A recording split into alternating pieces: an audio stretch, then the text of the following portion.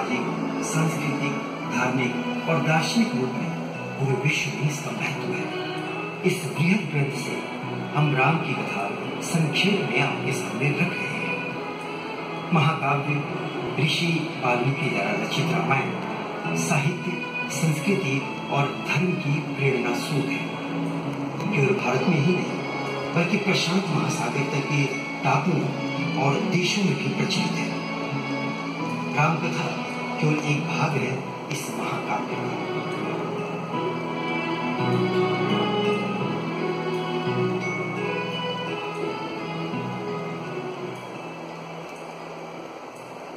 कांगड़ा की चित्रकला का नामकरण हिमाचल प्रदेश के शाही राज कांगड़ा पर किया गया है, जो कि पहाड़ी चित्रकारी के नाम से भी जानी जाती है। जैसा कि नाम से विदित होता है, यह कला भारत के हिमालय के पर्वतीय क्षेत्र से संबंधित है। इस चित्रकारी में श्री राम और जनक नंदिनी सीता का परिणय को कांगड़ा शैली में प्रस्तुत किया गया है। राजा जनक स्वयंवर की प्रक्रिया आरंभ करें। प्रणाम ऋषिवर विश्वामित्र, जैसी आपकी आज्ञा। मैं राजा जनक हरी सभा में यह घोषणा करता हूं कि जो शिव जी के द्वारा प्रदत्त धनुष की प्रत्यंचा चढ़ा देगा, मैं उसी के साथ अपनी पुत्री सीता का विवाह कर दूंगा।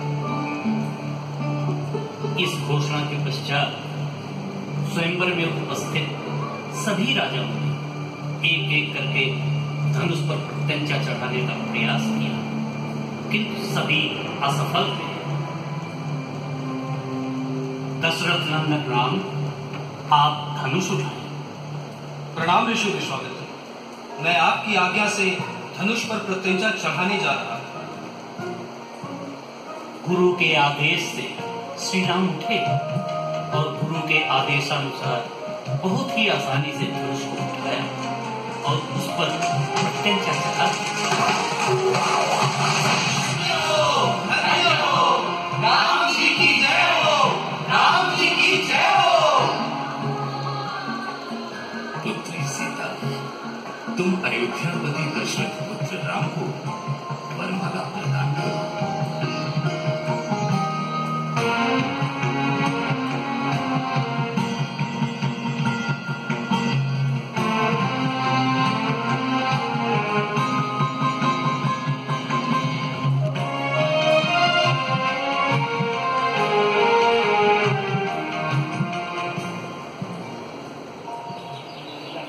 मिथिला को भारतवर्ष में एक महानतम तीर्थ क्षेत्र माना गया है। जगत जननी सीता जी का जन्म स्थान होने का गौरव इस धरा को प्राप्त है। भारतीय परंपरा के समस्त आयाम को मिथिला की लोक परंपराओं के चित्रकला इसके जीवन उदाहरण है। मिथिला चित्रकला का आधार ही रामायण है। यहाँ की चित्रशैली में रावण सीता जी का पंचवटी प्रसंग दिखाया गया है, जिसमें रावण सीता जी का हरण कर रहा है।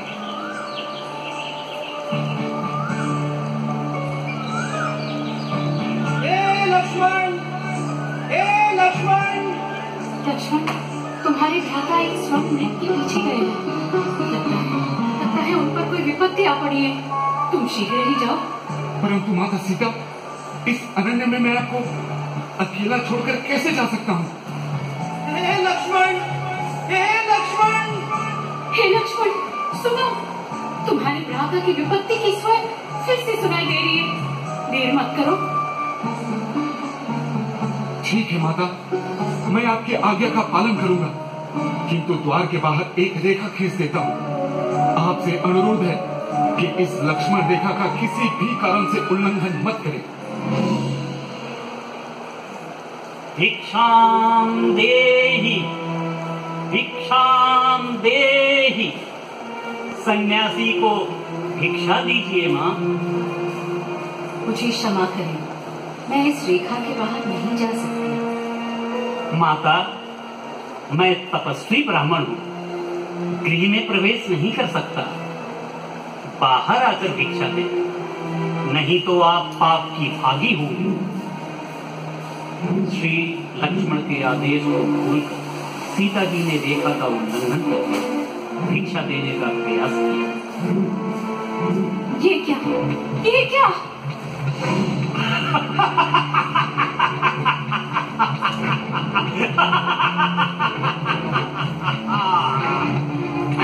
लंकेश्वर रावण, तुम्हें हरण करके लंकापुरी ले जाऊंगा।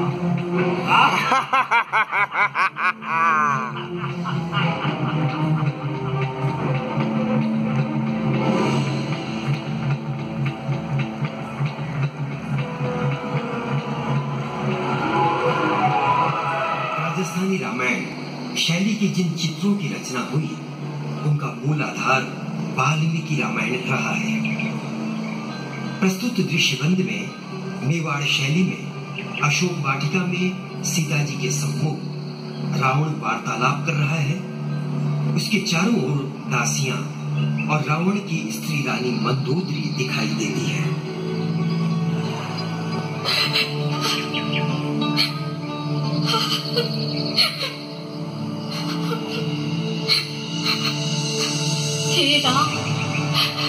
हे राम, रो क्यों नहीं हो सीता? आपके स्वामी यहाँ कभी नहीं आ सकते। उचित होगा कि आप लंकेश्वर रावण से विवाह कर लें। कभी नहीं। इससे तो मृत्यु को वरण कर लेना ही उचित है। सीता, राम की सेवा करके तुम्हें वनवास मिला। मेरी सेवा कर, मेरी। मैं तुम्हें पटरानी बना के रखूंगा। तुम अपने उस बनवासी राम को छोड़ दो। दुराचारी रावण, सती नारी के अभिशाप से तू भस्म हो जाएगा। लंकेश्वर रावण, मैं आपकी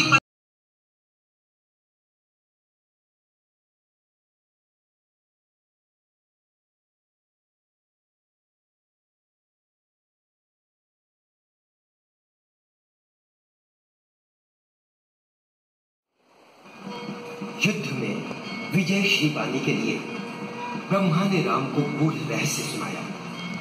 राम, तुम्हारे गुरु वशिष्ठ मेरे पुत्र हैं। उन्होंने देवी का जो मंत्र और पूजा विधि बताई है उसका अनुसरण कर रावण का वध कीजिए। राम ने जयप्रदा कात्यायन का स्तवन कर पूजा की। नमस्ते जगदंत्रे संग्रामी जगदायिनी प्रसिद्ध विजय देही कात्यायनी नमोस्तुते। सर्वशक्तिमय दृष्टि विभो निग्रहकारिणी त्वमेका ब्रह्मा शक्ति सर्वभूतेषु वस्थिता दुष्टम संघर्ष संग्रामे जपम देहि नमोस्तुते।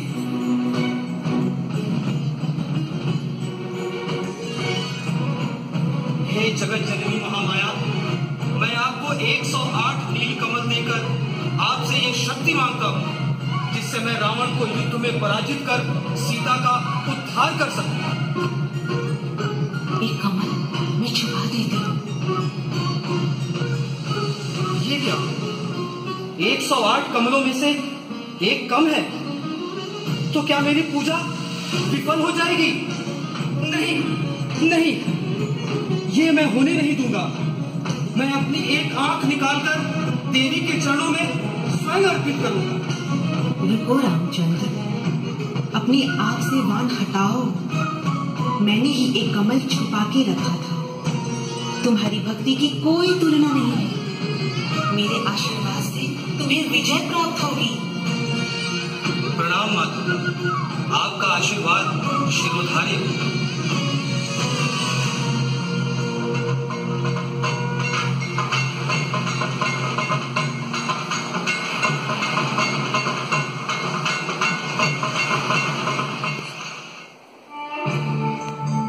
दक्षिण पूर्व एशिया स्थित थाईलैंड यानी सियाम अथवा सियाम देश के एक स्वतंत्र राज्य के रूप में अस्तित्व में आने के पहले इस क्षेत्र में रामायणीय संस्कृति विकसित हो गई थी।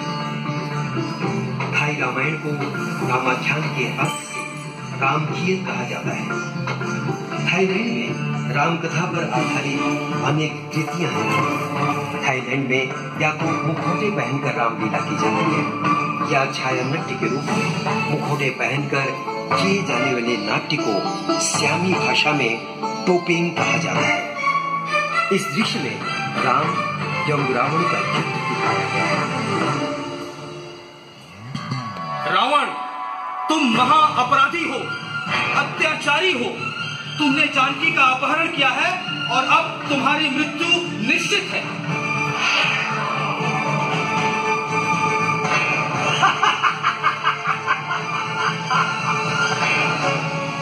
सुनो वनवासी राम, किसी में यह बल नहीं है जो दशानन को हरा सके।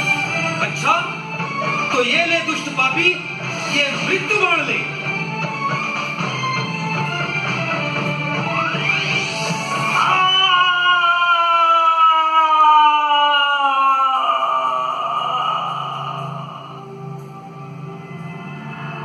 जय राम, जय राम। हे नारायण, आपने स्वयं मेरे प्राण लिए, आपको मेरा सादर प्रणाम।